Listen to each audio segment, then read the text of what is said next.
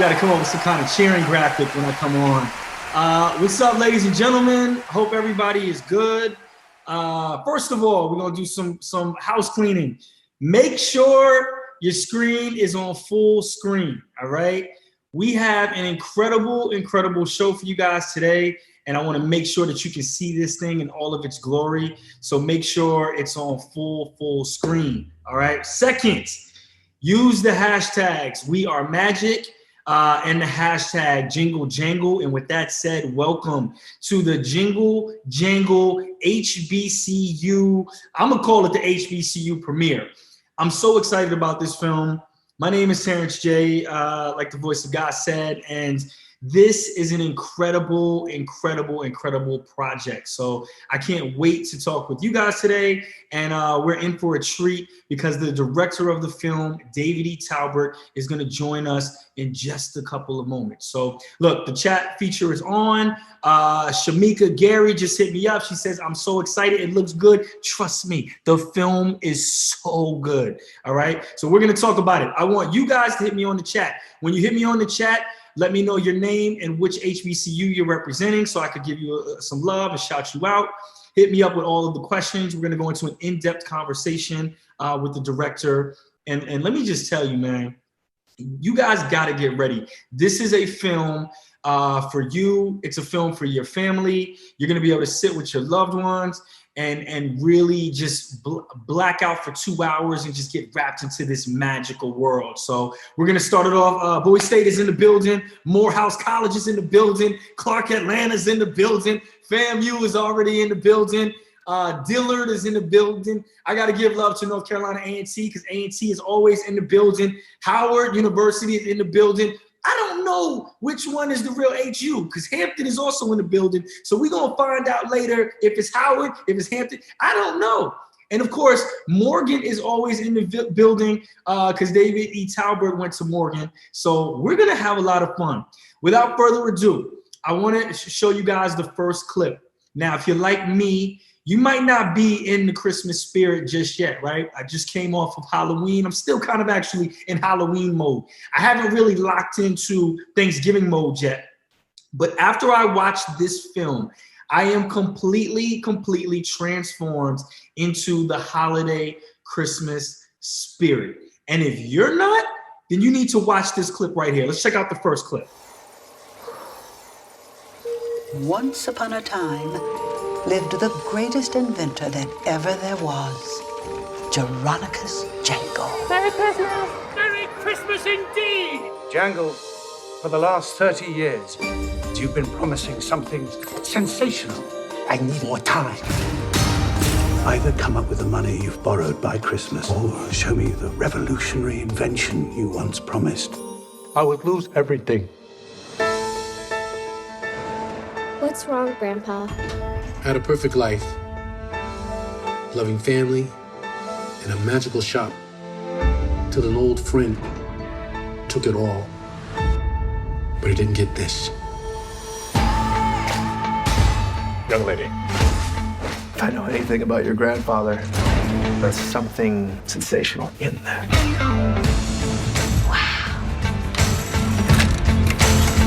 I'm Buddy. Whoa! I'm actually flying!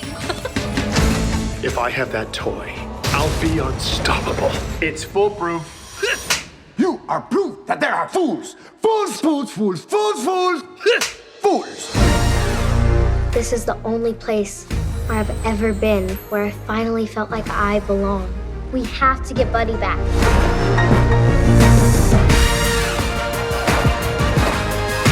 I know about losing things, but the magic's in what you still have.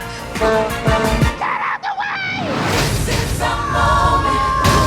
Baby, let's on it. Are you all right? Yes! Yes!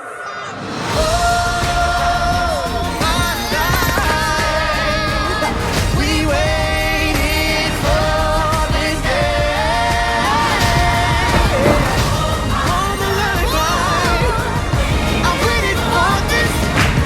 No matter who you are, no matter what you do, the magic lives inside of you.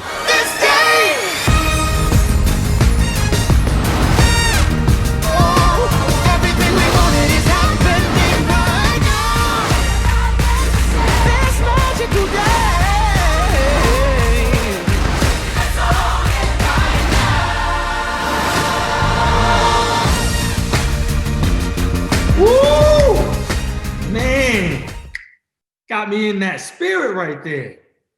Woo. Okay. All right. Are we on? Are we ready to do this? Are you guys ready? Are you guys focused? Because that right there, man, I need more people in the comments. Y'all are not in the comments. Y'all are not talking to me. That right there has me in the Christmas spirit, man. Seeing Forrest Whitaker dancing around with, oh man. You guys ready? I need, before I introduce David, I need a bunch of fire emojis in the chat. I need to see a bunch of fire flames because that trailer is fire. Jingle Jangle is the movie. It's a Christmas journey. We're so excited for this film. Shout outs to Netflix. Make sure you use the hashtags We Are Magic, hashtag Jingle Jangle movie. Make sure it's on full screen right now. I see the fires coming in. Thank you. Keep them coming in. Because without further ado, I'm going to introduce my friend, my mentor, one of my incredible directing partners. He throws the best Thanksgiving dinners that I've missed because he's been working. And he's also a 28-time toy maker champion of the world. Please welcome David E. Talbert to the group chat. What's up, man? You like that, right? 28 times. So who jacked me on the 29th and 30th? I mean, who jacked me? They coming for you. Geronicus. Grandpa Jay jacked you, man. Yo, That's Jay. it. What's good with you, man? It's been, listen, man, before we can even talk about the film, man, Thanksgivings have been real cold and lonely without Lynn doing her thing, man. How's the family, man? Oh, man, it was great. Those Thanksgivings are epic, but we were in London shooting the movie. I know. So I heard some bunch of folks knocked on the door, showed up with, with bibs on at my house, but we were on another continent. He makes that little sweet that cranberry salad. Yes, man. Yeah. Man, I miss you, man. Oh man, miss you too, man. You've been gone for 5 years, man. Man, let me tell you something, man. We were in London. We moved. Yeah, you said what? Obama was in office when you. He was. I came back. I'm like, what happened? But no, we were in London shooting the movie for a year. We moved there, shooting it there, and my son went to a British school, and my wife is a lead producer on the film. So we shot it over there, and we've been back editing it for a year, and here we go. Yeah, man. Listen, man. There's so much to dive in, but just as a friend, like I had two moments where I teared up in this film. One of them was for you personally, just knowing where you've come as a director, the battles that you faced as a playwright, and then to watch Netflix give you all this money to do this thing and pull it together, man. I was tearing up at my brother because you pulled off something magical, bro. Magical. Man, thank you, man. But before we get in this, I got to say, what's behind Terrence is not a green screen. Sometimes when they put cats in, this is his actual crib. That fireplace is not a visual effect. I've been over his house, and this is just a foyer of his house. It keeps going and going. So I'm proud of you, brother, always. I know, man. Thank you, brother. But the second thing is, man, Fred's daughter's name is Journey. I didn't know that.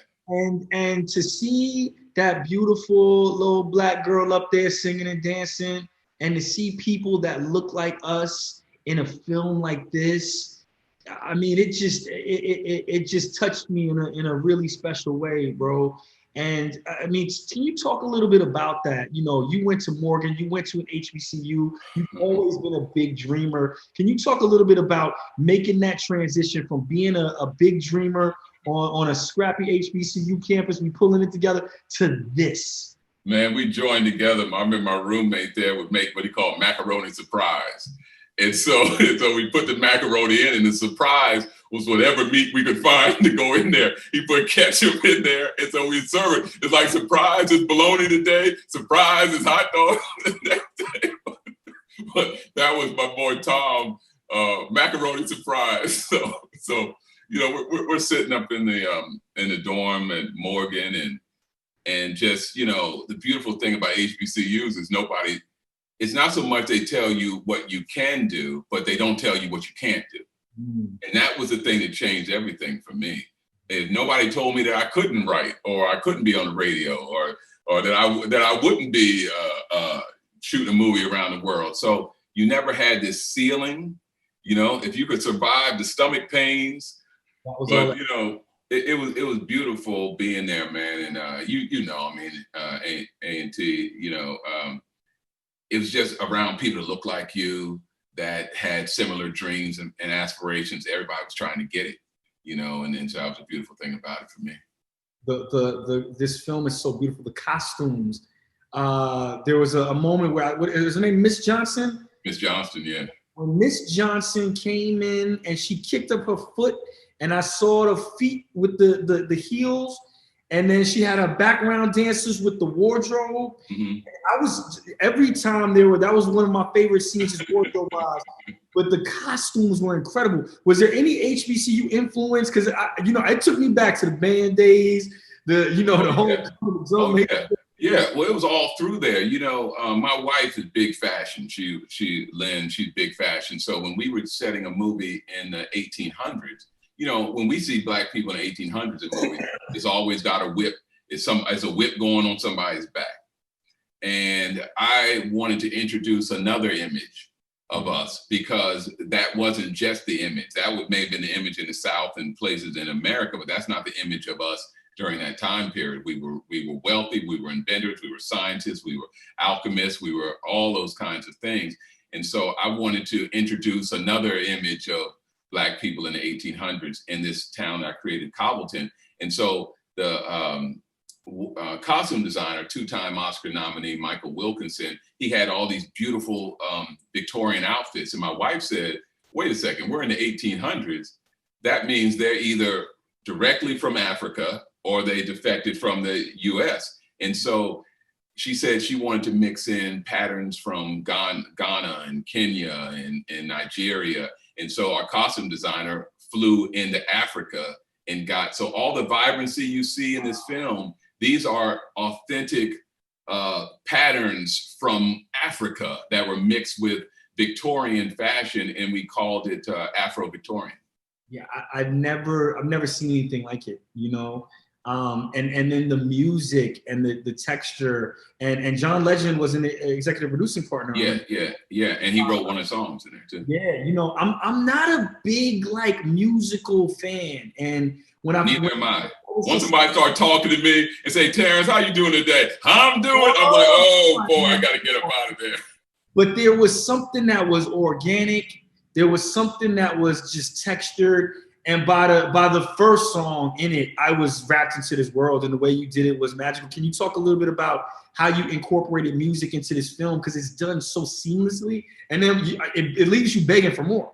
Well, it's the plays, you know, touring the plays for 20 years. There were a lot of musical plays, and then growing up in the Black church, you know, it's all music. You know, the preacher can go, but the music, the organist better not stop. The preacher can stop, but the organ better not stop. But so I've been just a lover of music, and then for the film, I got Phil Lawrence, who's in Bruno Mars, and wrote him and Bruno wrote all of their hits, and so I got him, and then John Legend, and then. You know, I'm not a big fan of people breaking out in song in the middle of talking to me.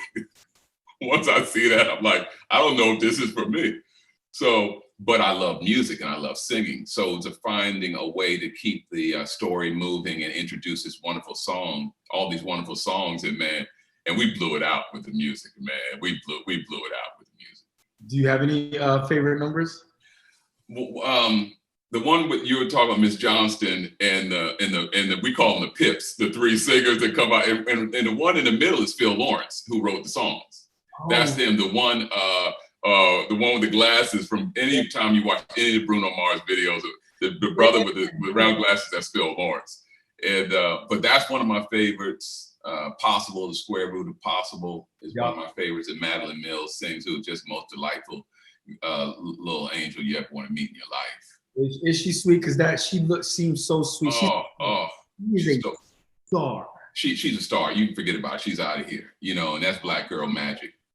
We did a worldwide audition, talent search, and then it narrowed it down to 10 people, and I flew into New York, brought Forrest in, and we auditioned them. And she, like, from the moment, she's like, okay, all y'all can go home. Y'all are beautiful and you're talented, but she got it. And we flew her. It's the first time she's ever done a film, and forget about it. She's out of here. Yeah, and it just, it all, the casting just all works. I mean, obviously, you know, you had the incomparable Forrest Whitaker, Felicia Rashad, Keegan-Michael Key. Like, it was just everywhere you looked. There was Anika Noni Rose. But then you had all these newcomers. That boy Edison is a star. Oh, yeah. He came for an audition for his birthday. It was his 11th birthday. He had never acted before in his life. He asked his parents for his birthday gift. Could he go to this audition? Wow. So I cast him in London on his birthday. The first time he's ever been in an audition, I cast him, and he tore it up. Oh, I mean, tore it to shreds. Mm-hmm. You know, this film it's all about believing. Mm-hmm. It's all about magic. The hashtag is #WeAreMagic if you're out there watching. Can you talk, as we go into this first clip with you, can you talk a little bit about the theme of magic? This first clip is flying. So if you could help set that up. Well, you know, growing up, my favorite movies were Chitty Chitty Bang Bang, Willy Wonka, and the original Dr. Dolittle, and Mary Poppins. You know, those were my films, and all the kids were magical in those films. Yeah. And all of them could fly, it seemed. And I remember growing up, every time I went to the mall, every time I saw a white kid, I'm like, I just assumed they were gonna fly. I'm like, aren't all white people magical? You know what I'm saying? So, you know, when it came time when I became a father and I was doing this film, and I had this character, the Buddy 3000, this robot I created. And he asked me, he came in my room, he says, what can Buddy do? And I said, well, he can do everything. My son was 5 years old at the time. And he says, well, can he fly? And I hadn't thought about him flying. And I'm like, yeah, he can fly. And he smiled. And then Terrence, that sucker, looked at me and said, can I fly, Daddy? Wow. And so that, and I took a moment and I looked at him and I said, yeah, Elias, you can fly too. And his eyes lit up. And that's when I went back and made it so not only could the robot fly, but that he could make other people fly. Because I wanted my son to see somebody that looked like him. I didn't want him to have to go to the mall and see other little white kids and just think they're the only ones that are magical. I wanted him to see a film where he sees somebody that looks like him that can fly, that's magical. And I think that's for the world needs to see this, you know, too. You know, I was, Home Alone was the Christmas movie at that age, right? Mm-hmm. And so, yeah, you wanted to emulate Macaulay Culkin. That's what you wanted to do. That's who you believed in at the time. Mm-hmm. And so to have this imagery for us so that your son and all the kids out there are going to be able to see themselves on camera flying, it's beyond words, brother. Without further ado, let's take a look at that clip. Yeah. Why didn't you work for my grandfather? I've always worked. Just needed someone to believe. That's it. That's it. Believe. It collapsed the wave function. It must have been part of Grandpa J's formula. It works. Because we believe. But of course we believe. He's hovering above your head. He's hovering above your head.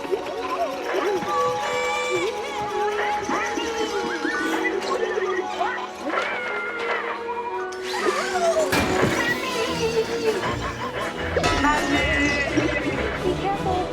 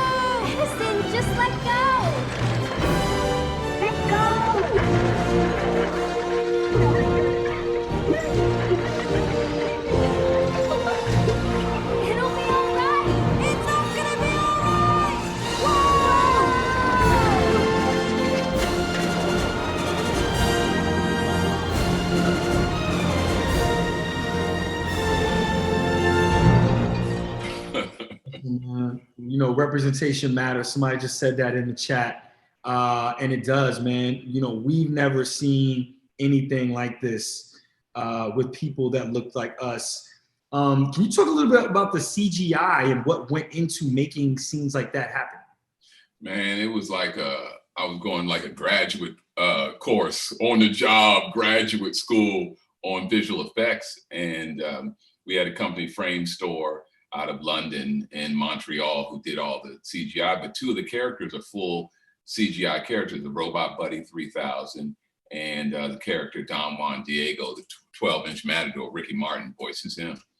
And so, you know, I had to learn, basically when you're on set, there was nothing there in front of you on set. So I had to direct everybody to, you know, I had to train my mind to direct this character that wasn't there, because we didn't put all that stuff in until post-production, until after we shot the film. But, you know, we had the wire work so that, you know, the actors were Madeline, Kieran, they were on wires and all that kind of stuff. So it was like some Cirque du Soleil, you know, we were on all of that. But just going into this, we took over this whole sound stage in London where they shot Aladdin. And it was like 30 acres. That was all of ours. We built all of these sets. And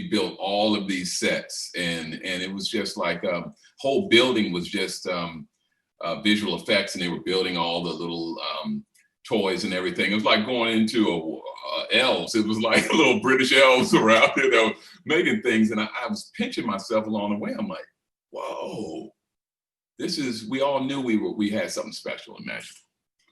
When you were putting this together, did you ever, like, walk me through how this all happened? How did this get to Netflix? How did this, you know, did you have to pitch this a lot? How did you hook up with John? Like, how did this whole thing come together? Well, I started writing it 20 years ago as a play. I was going to do it as a Broadway play.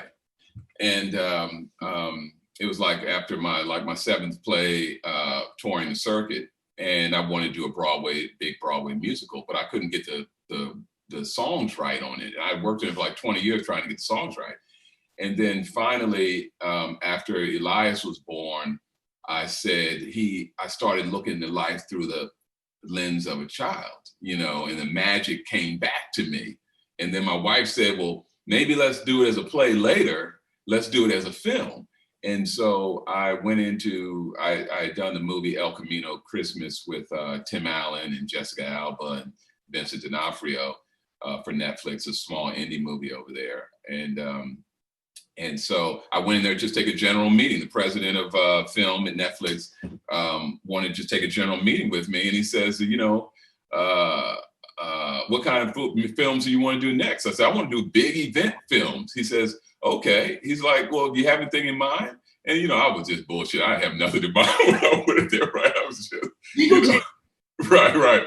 So I came in there and then I stopped for a moment and I remembered this thing I had been working on 20 years. And I said, Jingle Jangle, there's a story about an inventor named Geronicus Jangle I've been working on. And he says, that sounds interesting. And I said, you know the funny thing, Scott?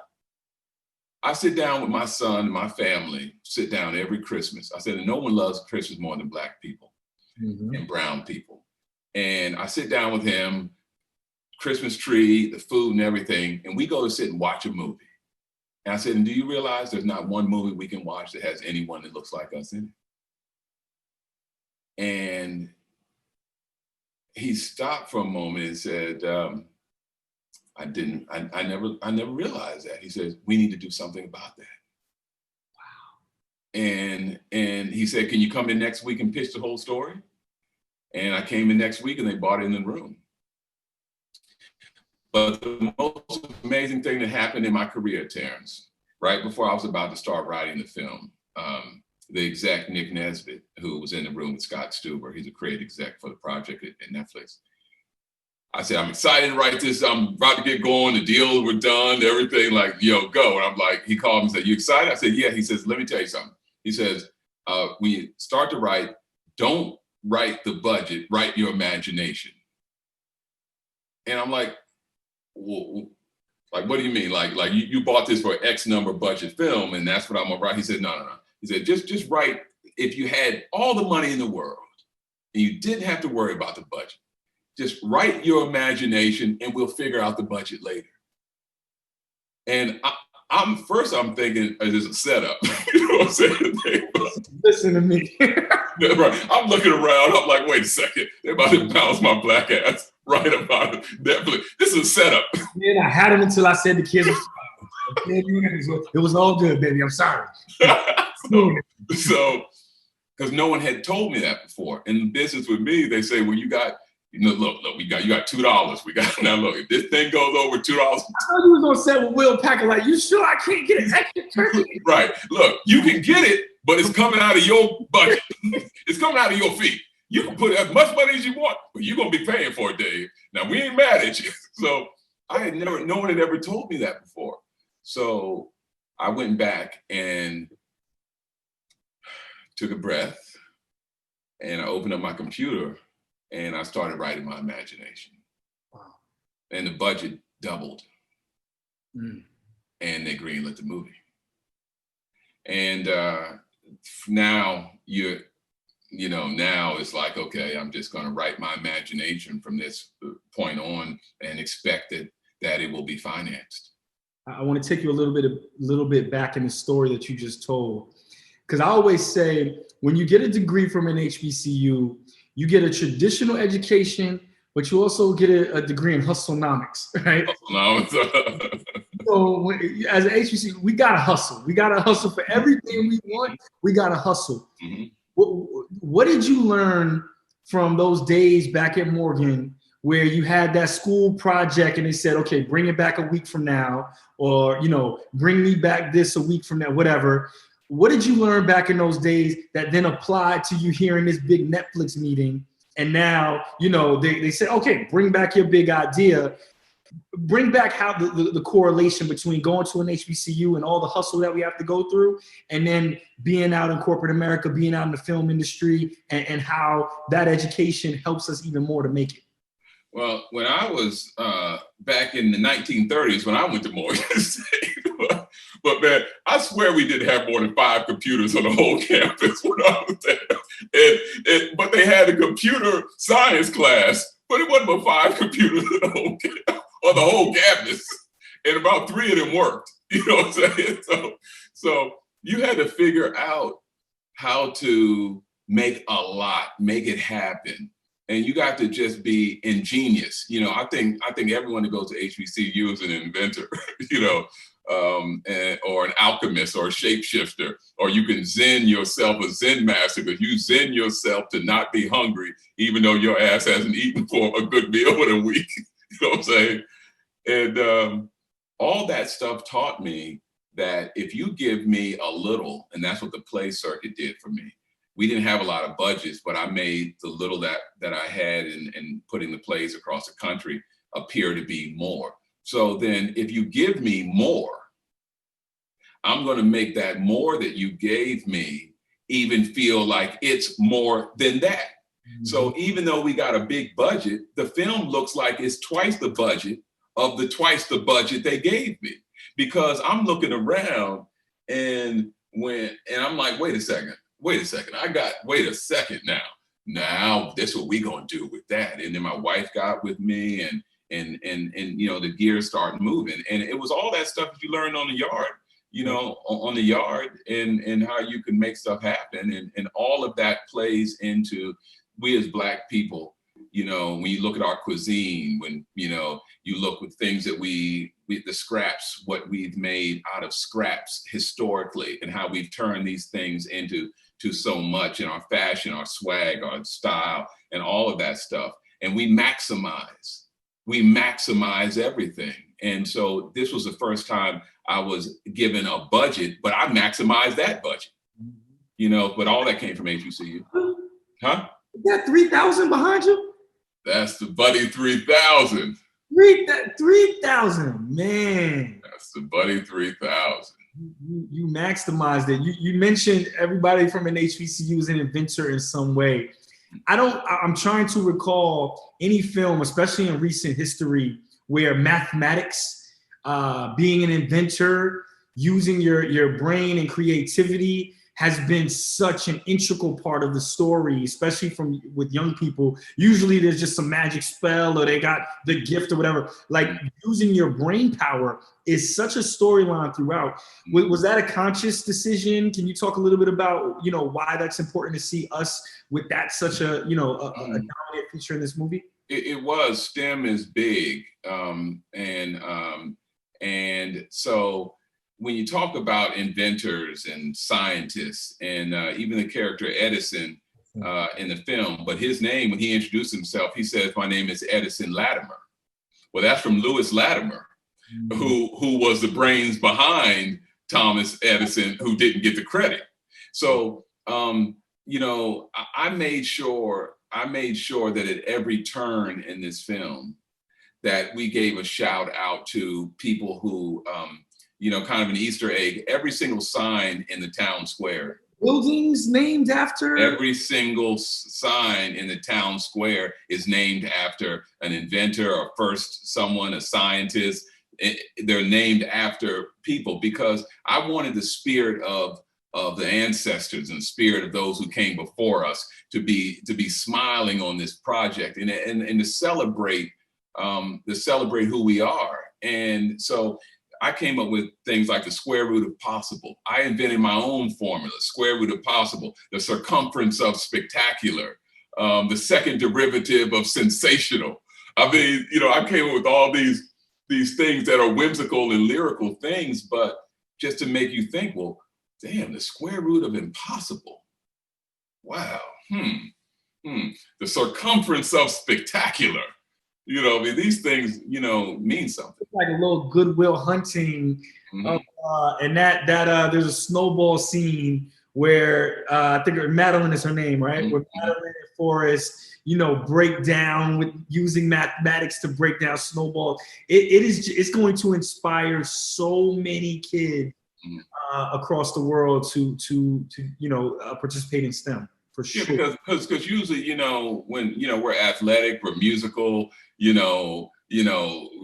fashion swag. So you think, you go in the inner city, you're gonna play basketball, you're gonna play football, you're gonna rap, you're gonna dance, you're gonna do all that kind of stuff. But our community, the history of our community, the history of what these universities were founded by scholars, W.B. Du Bois and all the talented 10th and these people who were great thinkers.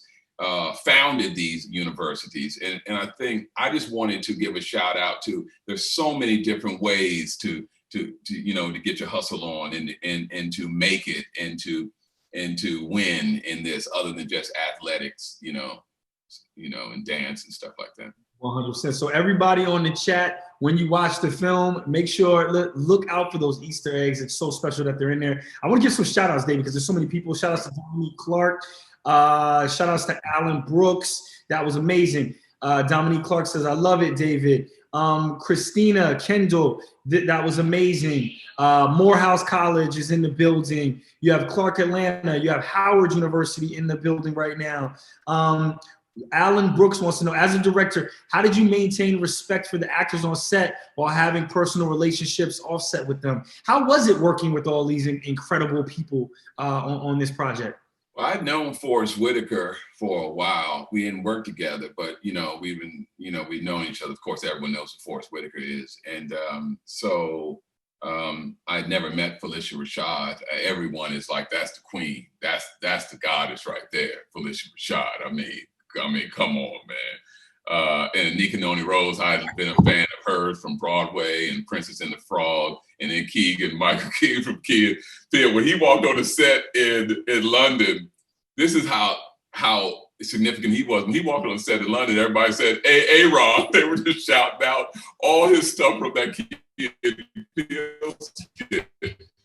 But for me, it's I start with a place of respect.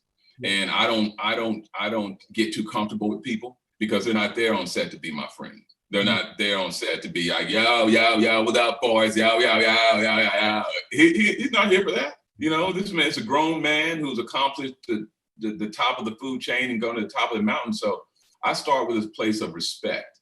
And my job is to, as a coach, like Phil Jackson was with Michael Jordan, That's what I cast all these players that can rock. And then I sit back and put them in the right strategy, the right game plan, and let them do what they do. The adjustments if needed. Yeah. I remember we worked together on Baggage Claim. You're a very generous director. You know, you gave everybody on set their space, but within confinement of the story. You throwing some good stuff in there. You throwing some good stuff in there. that it works. So I can only imagine for you. I mean, you have to be coming off of this project, a new man as well, with all the new experience with CGI and graphics and having this. What is your biggest takeaway personally? Like, what did you learn? Your biggest learning is there's this whole world of visual effects, of big budget, of CGI, of being able to expand your mind in storytelling that I just didn't know. You know, before it was you had $2, and I'm proud of everything I've done before, but sometimes studios can put our culture in a box, and they can say that, well, it's only valuable if you live in Detroit, or if you live, and shout out to Detroit for coming up in there with them balance, baby, and Philadelphia and ATL with them balance. Let me tell you something, Black folks is marching. Let me tell you, popping that collar, bam, ballad, bam, ballad, bam, ballad. There's a meme of Captain America just struggling, and then Black Panther just shows up. That's how we feel right now. It's like, the proudest thing when you really get a chance to see and understand how powerful we are and how valuable we are. And what's happening now on the world stage, we're seeing that. There's a reason why Detroit, Michigan was won. It's because of Detroit. Those votes came in Detroit. There's a reason why Pennsylvania now is pulling ahead. It's because Philadelphia. There's a reason why Georgia is because of Stacey Abrams and Atlanta. You know, that's 1,000 red. Come on, man. So I digress. But this whole idea of who we are and what we represent and how powerful we are, it was really important for me to put that out in the film. And it's the most proud I have been. I learned that there is no box that our art can go into. Yeah. And I learned that when people would tell me that Black faces don't travel. When I went to Europe and I lived over there for a year, every store I went to in downtown London had hip hop music playing. Everybody's hat was back to the side, and it's old soul from the 70s of hip hop music. When I went into the store in downtown London, up there, with all the buildings that have been up there for 100 years or more, I go into the store and it's pictures of up in the store, T-shirts of Ice Cube, T-shirts of Snoop Dogg, Biggie. Everybody's walking. I said, no, wait a second. So wait a second. Now, we don't travel, but the world is listening to us, wanting to look like us. And that's what kind of made me realize we're valuable around the world. And never let anyone tell you, artists that are out there, that you're not of value, that your voice isn't of value, your culture isn't of value, your skin is of value. Because if you get outside of the inner cities out here or the suburbs, you get around the world, they love us. They love us, love us. And that's something that, you can tell. It was very obvious in the film that you didn't have to compromise your Blackness, right? Back to that snowball scene, when they break out into that little dance and the song, okay. This is what we doing. And it's a testament to you and the fights that you've had to have throughout your career. How does it feel to now be in a position where you can work with Netflix as a partner? Because clearly they gave you some room to do your thing. And you can tell that, every Black person that watches this is going to say, okay, this is a Christmas movie for everybody. Everybody will be able to enjoy it. There's not a single kid out there that won't be able to enjoy it. But as Black people, we're going to feel extra special. Like, wow, they did that for us. What was it like, working on this and not having to compromise? Well, it was the same way when I went to see Black Panther. I'm trying to find every piece of kente, and black people, we got a swatch of kente somewhere now. You pull it through, wait a second, baby, where's that piece of kente I had? Where's that hat? Where's that? So man, I was out there, and my son would look at me like, what is this dude doing here? But I'm up in there with a swatch of kente that I found, and getting my ticket with pride. And when I went in that film, it was filled. And I'm in the valley of Los Angeles, but it was filled with everyone, black people, brown people, white people, Asian, everyone was in there. And we all, as a community, as a world community, as a humanity, as a human race, celebrated excellence that Ryan Coogler put up on that screen. He put up excellence on that screen. And when I saw that film, man, I was working for a follow-up to Almost Christmas, some kind of ratchet. I was working on this ratchet film. That was funny to me, but it was ratchet. I got out of that film, Terrence. I dropped off my son at the house. I went back to my office at Universal, and I pulled up that script and I moved it to the trash can and I threw it away. And I said, what I just saw was excellence on a level that I never expected to see us positioned that way. And that's when I pulled out Jingle Jangle and started writing. I said, now I gotta reach that level. And my aspiration has to be to present this world in the best possible way. And the world wants it, like the world wanted Black Panther, like the world wanted Get Out. The world wants it. I mean, it's about humanity and family. And yes, we take great pride in it, and we should. But the world wants it too. We not aren't the only ones that want it. The world wants it too. If only Black people wanted Black Panther, it would have not done over $1 billion. Exactly. It wouldn't have done that.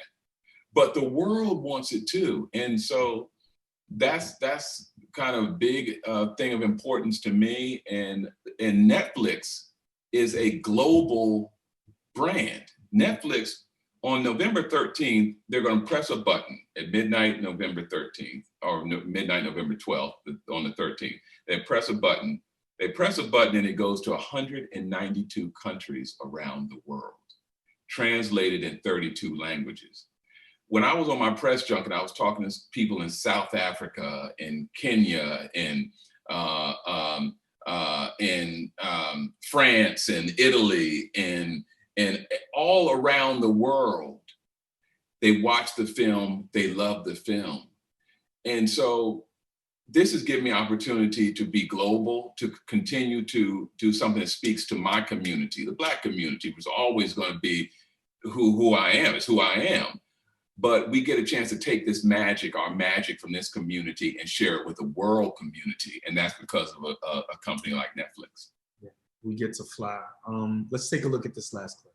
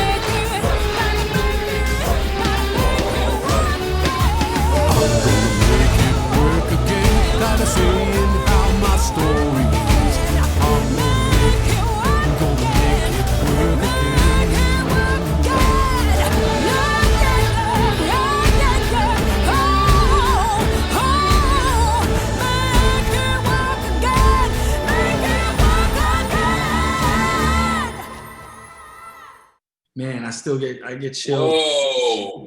I know. Mm-hmm. Tell us. That was one of the most important dance moments in the film for me. Yeah. I wanted something that you felt like the souls of the ancestors were coming up out of the soil, and you were just and the choreographer who did The Greatest Showman, that's who we hired to was a beautiful choreographer, Ashley Wallen. when he was doing this scene, he had, you know, them doing traditional dance, pirouetting and all that stuff. And I said, Ashley, I said, this breakdown here, I said, I need you to go online. I need you to go to Howard University step show. And I said, I need you to look at the Omega. Now this is you. I said, I want you to look at the Omega Psi-Phis, because I said, I need the aggressiveness and the move spinning to be as tribal and aggressive as the Qs. And I said, I need you to look at Kappas. And I said, those canes that they use, you make the broomsticks like those Kappa canes. And I said, and that's what they're doing. And we are going to do some tribal stepping in a town square in Europe in the 1800s. And that thing, man, just goes at it, man. Oh my God, that thing hits. I knew there was a little, I knew it felt a little extra personal. Yeah. And I'm just happy your Q Love finally came out. Well, between you and Steve Harvey and Ricky Smiley, I can't get away from it. It's barking all the time. We surround you with that love. What do you want people to take away from when they watch this movie?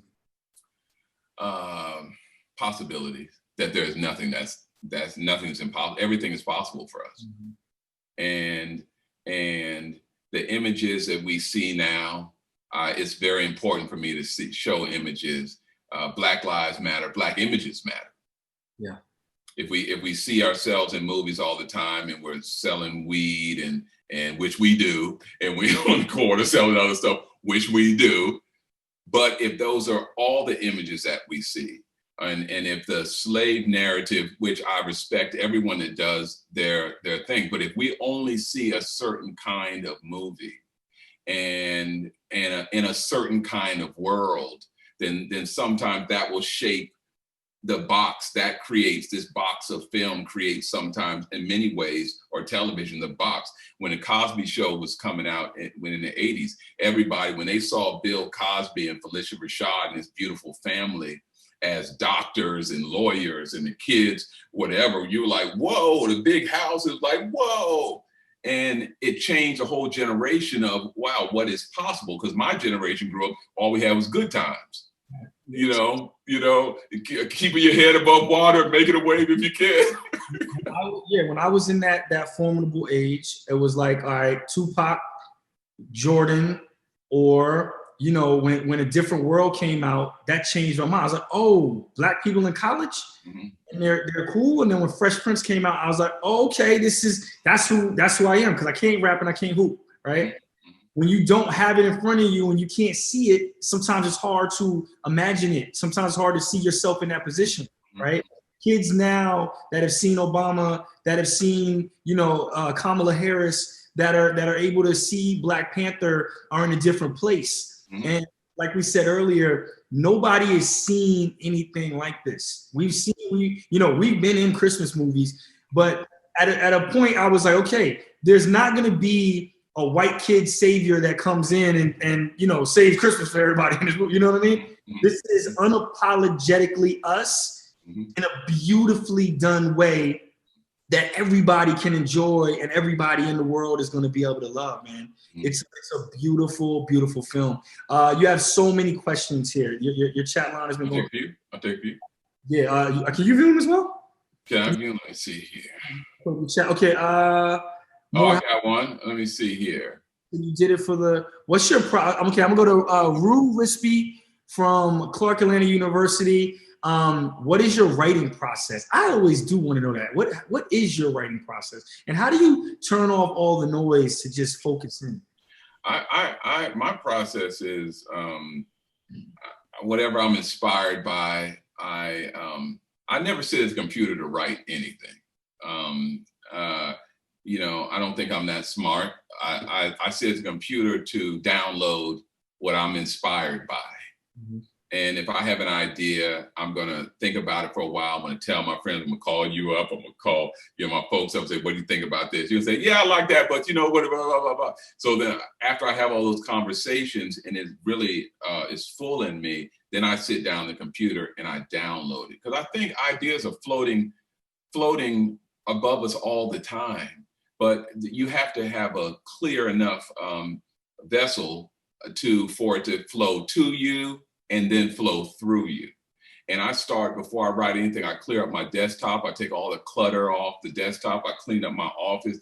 I throw stuff away, because ideas and inspiration and thoughts, they can't come in clutter.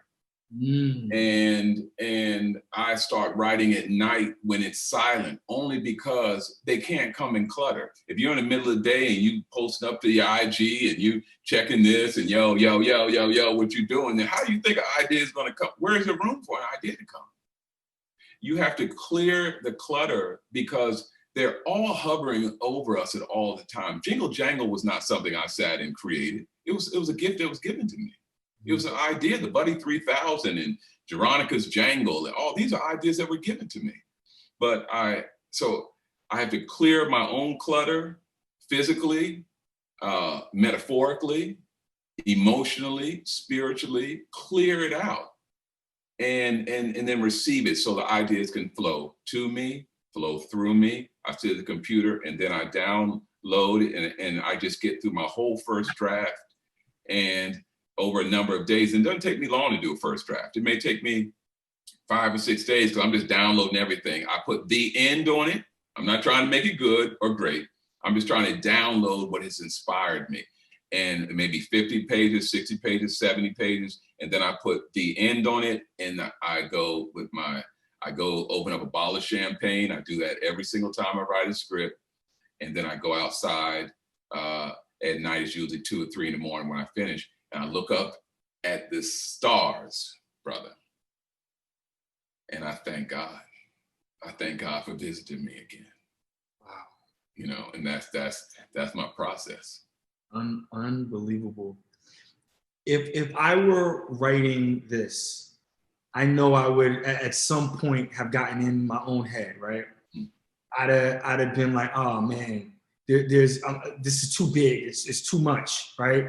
I would have nitpicked over Jeronica's jingle, like people won't understand, people will laugh at me. Nah, throw it away, right?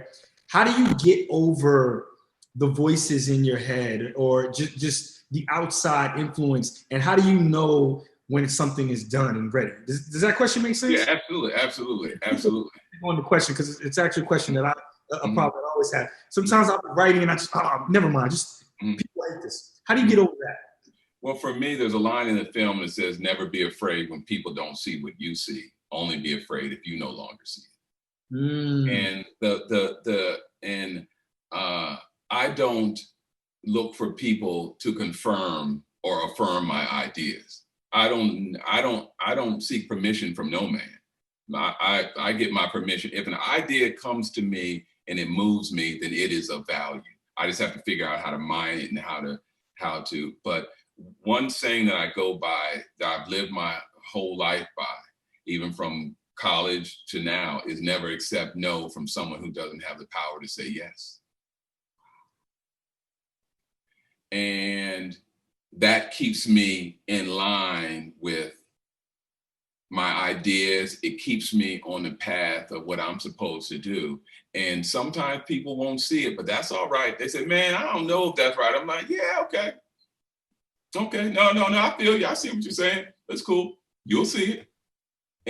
And so I stay on that path, and it can be a lonely path sometimes. And you can be out there in the middle of the ocean, you wake up, you by yourself, you're like, yo, you know? But that's the journey of an artist. That's a journey of a writer. It's a journey of the human journey of going through this thing called life, you know, to figure it out. And it will make itself known. The thing will make itself known. It will become clear to you. It will be clear to you, but it must be clear to you, and you can't be expecting it to be clear to somebody else. It's got to be clear to you. Yeah. Unbelievable. Now there's so many people. Look, if you're out there and you want to jump into the chat, make sure you put your name and your school name so I can shout out your HBCU as well.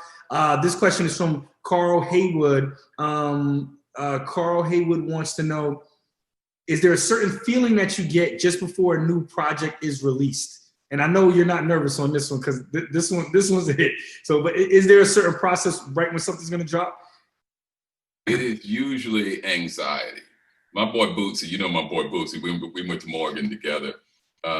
he would tell me when I did First Sunday, I like Bootsy, man, my movie's about to drop, man. You know, I'm gonna go online and see. He said, son, you don't want that life. You don't want that Twitter life.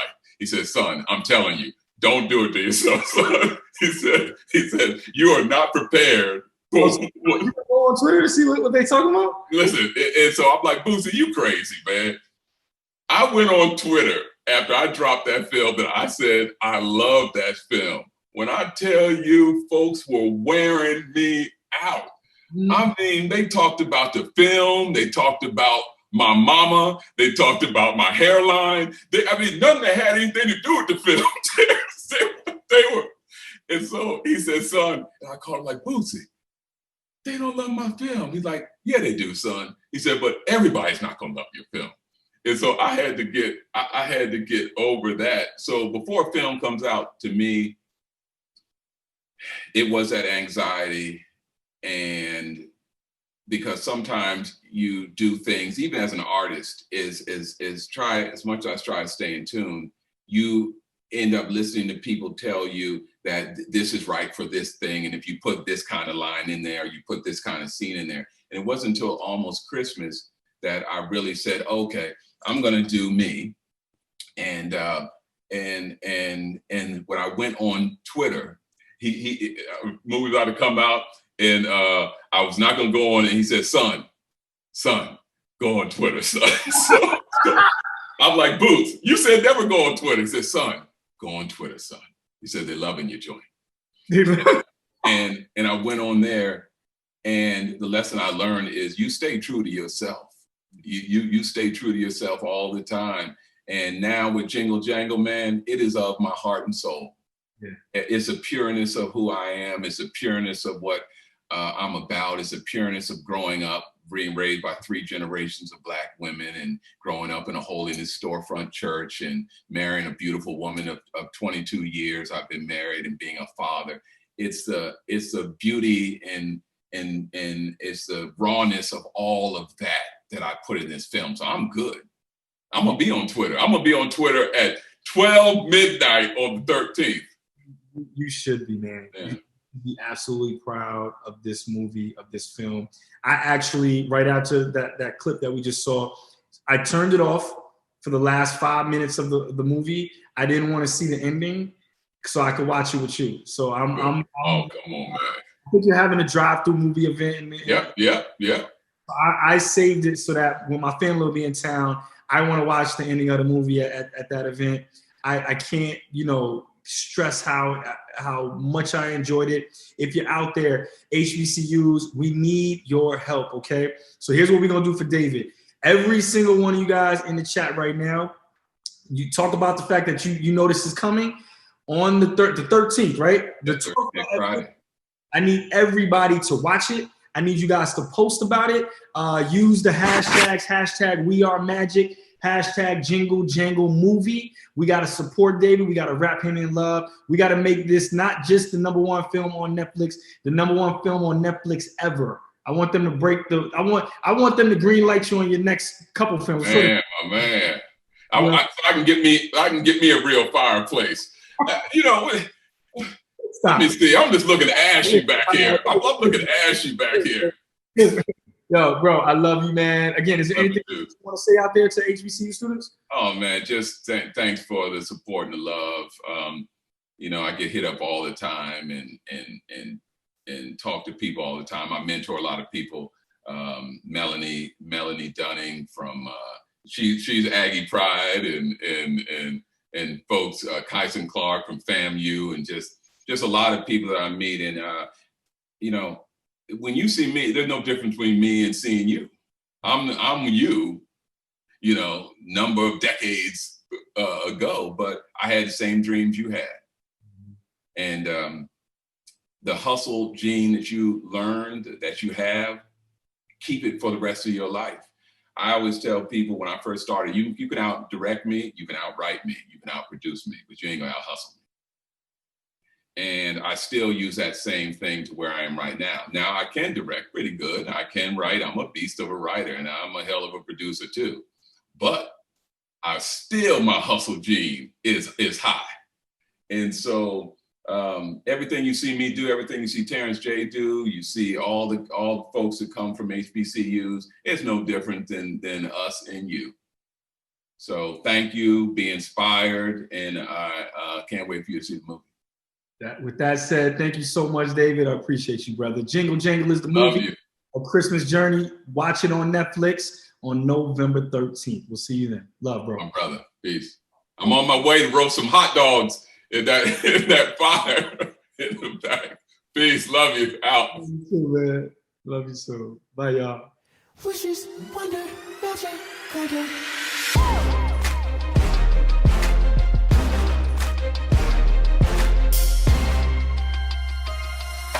Time stands still, can't explain what I feel. If this is really real, nothing's ever gonna be the same. I get to say goodbye to the struggle in life, say hello to the sky, spread my wings and fly away.